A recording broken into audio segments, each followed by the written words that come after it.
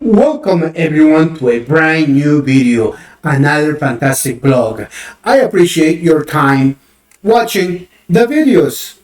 If you like the information, leave a like or a dislike if you disagree with the video. Let me know why you disagree with the video. That would be great. The US think tank used the Twin Towers attack as an opportunity to impose a world unipolar concept of life. The Unipolar Project got its beginning in Afghanistan on October 7th, 2001. We also need to note that the world economic financial crisis stopped the Unipolar Project attempt in 2008. The powers in the shadows would not stop there. They continued to find a way to consolidate their plans. What has taken place in Afghanistan should not or cannot be thought of a local or regional event. Its implications is global. We must see it in a regional and global interest. We should not think because it's thousands of miles away, it will not affect our life. Or look at the players involved. These organizations would not spend $1 trillion and 20 years for something that it will only affect a small area of the world. Cyber family and friends, I want to take this moment to let you know how much I appreciate the comments left on the last few videos. I encourage others to participate, to let me know what they think of the videos. The comment section down below on every single video, it's an open forum for everyone to participate. Let us continue with today's topic. Like I said, we're talking about Afghanistan, and we must see this from this perspective. We must see things from this perspective. The world of 2021 is not the same world of 2001. China did not have the economic power that it has today. Russia was only awakening from the disaster created by Yeltsin. Current Russia President Vladimir Putin had taken the president back on May 7th, 2020. Today, what I am talking about can be demonstrated in this hasty withdrawal. The U.S. flee from Afghanistan. It's apparent simply because their getaway lacked order, organization. The army bases were left with all sorts of U.S. Military equipment. This equipment now belongs to the Taliban. The U.S. and the European Union, also known as NATO, right? Obvious.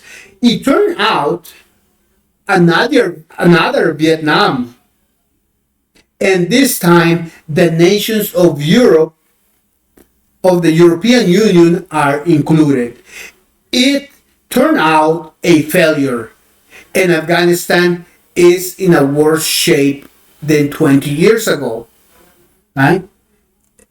You know, all those bombs, all those missiles, infrastructure, it's probably doesn't exist. Here we can talk about the intelligence sources. The information, does it change somewhere along the line? Or these sources of information use the same strategy of false positive. This is the strategy used by the government of Colombia.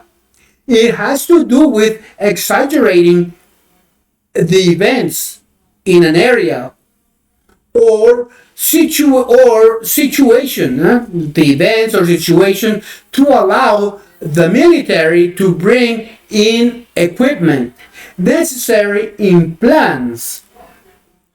False positive reports also enable governments to make wrong decisions. An example of false positive is what took place this past Sunday, 2 days before the Taliban took control of Kabul. The US President Biden, the Secretary General of the OTAN, and Secretary General of the United Nations informed about negotiations, talks with the Taliban forces. The advance of Taliban towards Kabul was overwhelming to rivals. And I'm talking about the Afghanistan government, military, and all of the NATO forces in the area. According to the information by the US organizations, the US military departure was supposed to happen in order. Now we know that there will be no transitional government. All this proves there was no negotiations in place. The United States Department of State receives information that they want to hear, most likely. The government makes decisions on false positive reports. Right? NATO government invaded Libya, Venezuela, Haiti, Afghanistan, Dominican Republic, and all the other nations where NATO has been involved for regional interests only. Not because they want to bring democracy, not because they give a crap about the people living in that area. What has happened in Afghanistan can easily create a wave where NATO armies will also have to leave Iraq. NATO's army departure will be positive for Yemen, a tiny nation in the Middle East that has suffered. The Saudis' attack have devastated Yemen, have caused the deaths of hundreds of thousands of people, of innocent people.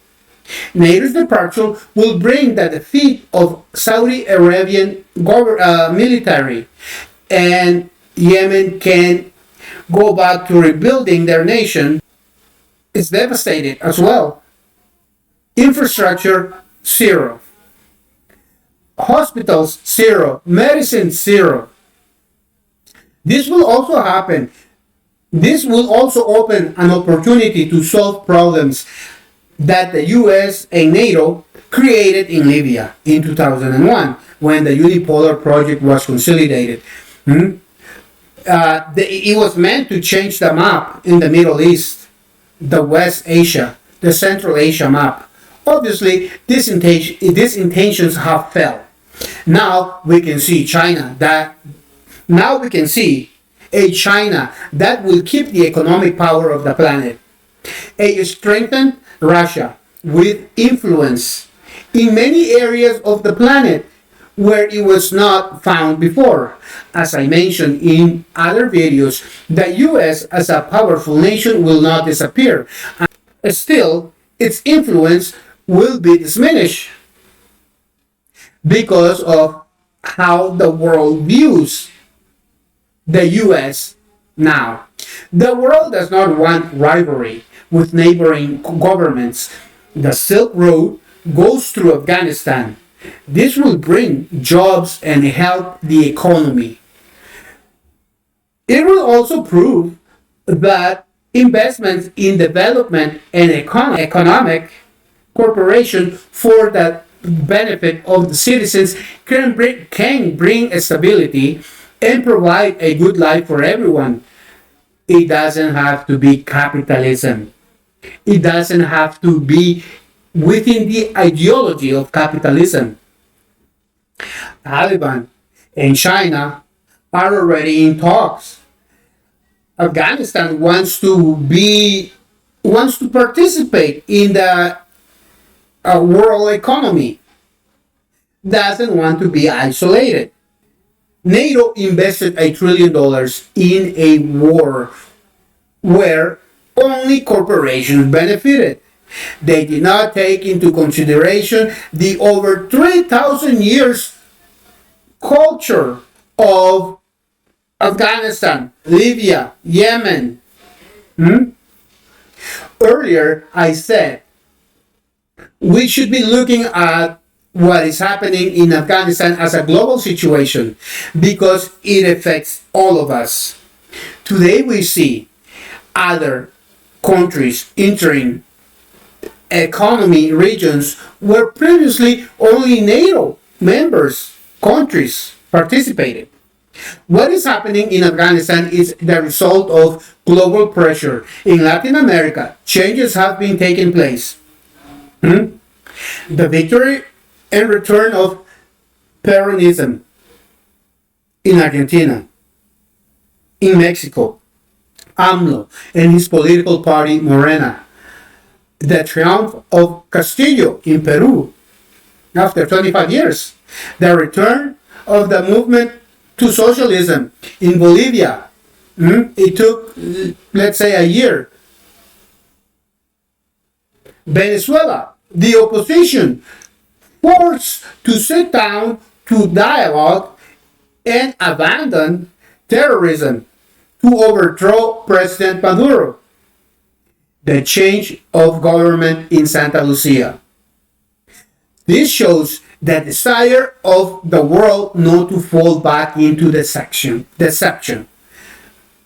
When Latin America and the Caribbean fell for the deception of capitalism, it took 25 years until 1998 when President Chavez won the presidency. These nations only then began to experience progress and governments that are closer to their borders. During the 25-year capitalist era, only corporations benefited from the richness of 33 countries. That demonstrations in Chile, in Colombia, also demonstrate the consciousness of the people. This leads to an evident decline in the influence of NATO. The European Union has shown its regrettable position.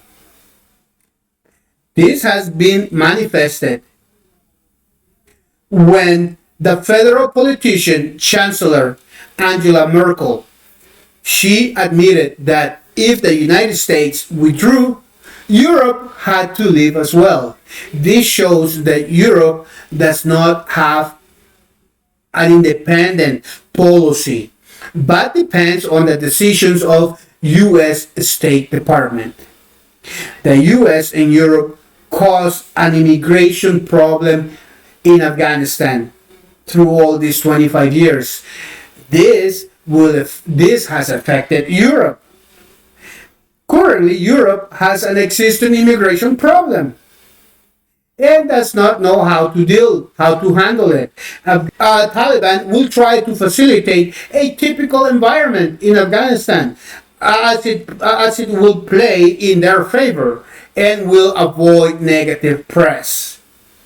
The European Union immigration problems are caused due to their own actions after interfering in other nations or continents, such as Africa, causing gigantic immigration waves, which forms and which at the end forms an enormous wave of immigrants.